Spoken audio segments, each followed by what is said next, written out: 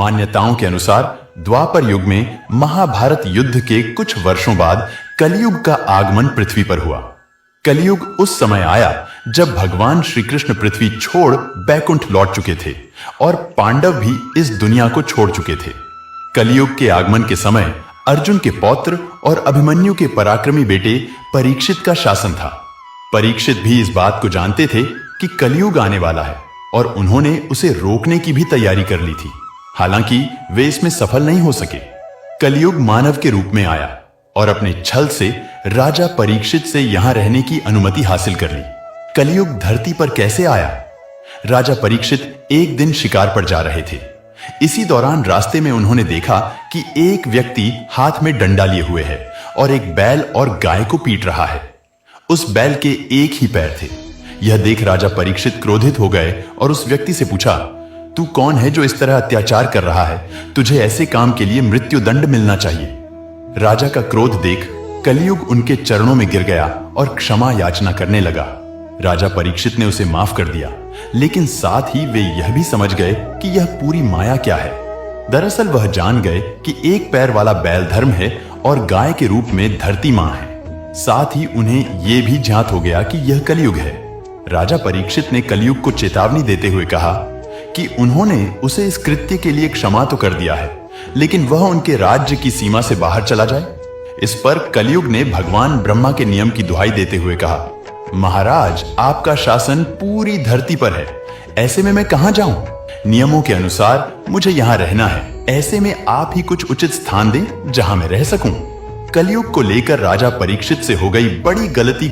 कलयुग के गिड़गिड़ाने पर राजा परीक्षित ने उसे रहने के धरती पर जुआ, मदिरा, परस्त्रीगमन और हिंसा जैसी 4 जगहें दे दी। इस पर कलयुग ने प्रार्थना करते हुए कहा, ये सभी तो ऐसे स्थान हैं जहां बुरे व्यक्ति जाते हैं, कोई एक ऐसा स्थान भी दीजिए जो अच्छा माना जाता है। इस पर राजा ने उसे सोने में रहने की अनुमति दे दी और शिकार के लिए आगे निकल गए। राजा परीक्षित यह भूल गए कि उन्होंने स्वयं भी स्वर्ण मुकुट पहना है। कलयुग को मौका मिल गया और वह सूक्ष्म रूप में राजा के ही सिर पर बैठ गया। कलयुग ने राजा परीक्षित पर दिखाया अपना पहला असर। राजा जब शिकार के लिए आगे बढ़े, रास्ते में प्यास लगी, वह पास में मौजूद शमिक ऋषि के आश्रम में गए और जल के लिए आवाज लगाई। और श्री शामिक उस समय ध्यान में लीन थे और ऐसे में उन्होंने कोई उत्तर नहीं दिया। दोस्तों, हमारा प्रयास है लोगों को सही जानकारी के साथ आगे बढ़ाने का। चैनल को सब्सक्राइब करके आप भी जुड़ सकते हैं हमारे साथ हमेशा के लिए। चलिए आगे बढ़ते हैं। यहीं कलयुग ने अपना पहला असर दिखाया।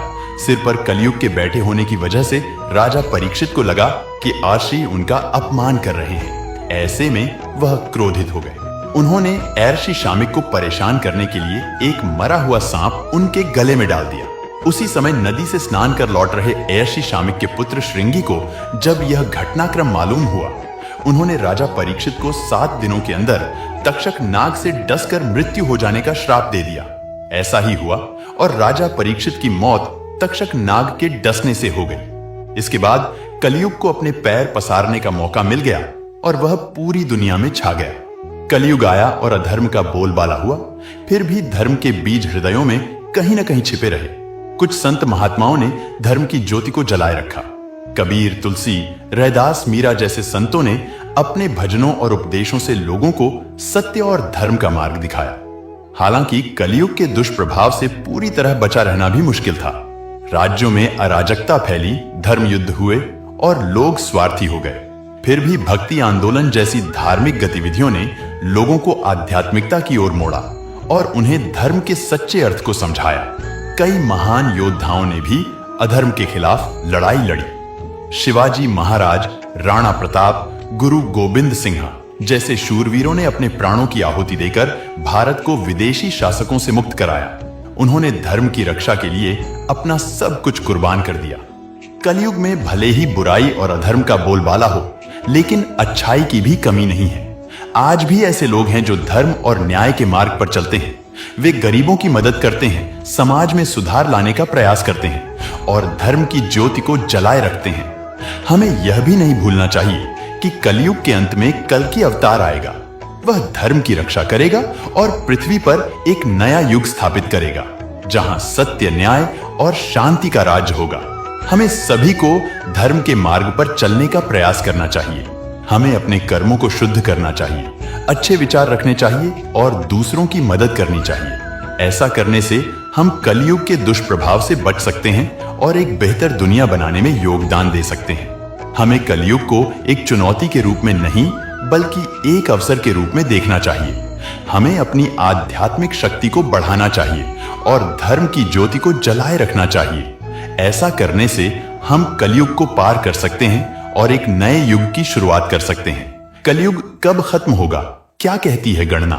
पुराणों के अनुसार देवताओं के लिए माने जाने वाले दिव्य वर्षों के आधार पर सभी युगों का समय निर्धारित है। दरअसल मानव का एक साल देवताओं के एक अहोरात्र यानी दिन रात के बराबर होता है। एक सूर्य संक्रांति से दूसरी संक्रांति की अवधि को सौर मास कहा जाता है।